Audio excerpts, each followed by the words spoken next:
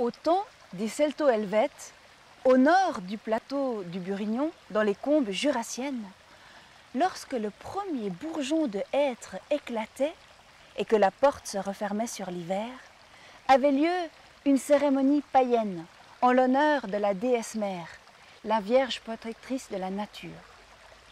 Tôt le matin, avant même que les premiers rayons de l'aube aient percé, de jeunes novices et des druides se réunissaient sur le lieu sacré. On harnachait un cheval blanc et vêtissait le jeune homme élu messager de l'été d'habits verts, posant une couronne de fleurs tressées sur la tête, lui remettant un rameau d'aubépine fleurie, une corne d'or pour souffler, et puis l'aspergeant d'eau sacrée. Ainsi, le jeune homme devait partir dans la campagne, aller de village en ferme isolée pour annoncer la belle saison qui apportait vigueur, vitalité, fécondité.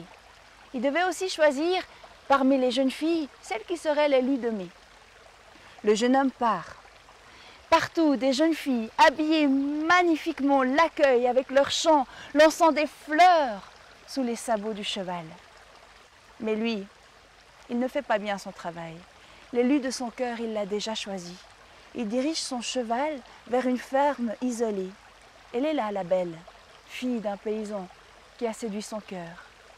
Quand il arrive, elle n'est pas là, elle n'est pas prête. Il est obligé de descendre de son cheval, de l'implorer, de la supplier. La grand-mère qui est là est attristée, inquiète. Le cheval s'arrête trop longtemps.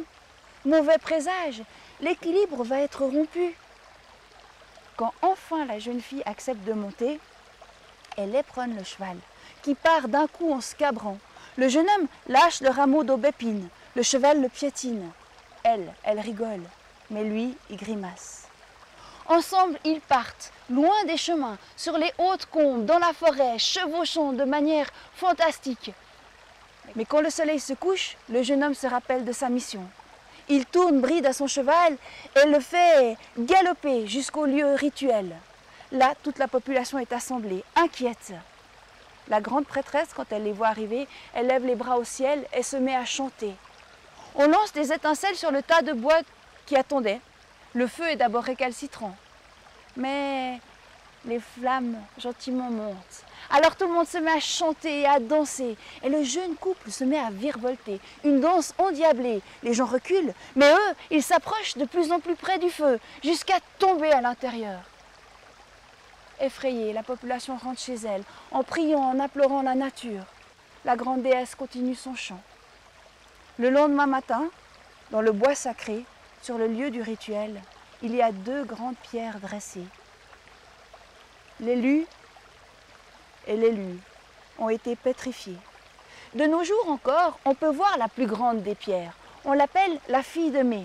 Et on dit que la nuit du 1er mai, au 2e coup de minuit, elle se soulève et elle tourne une fois sur elle-même.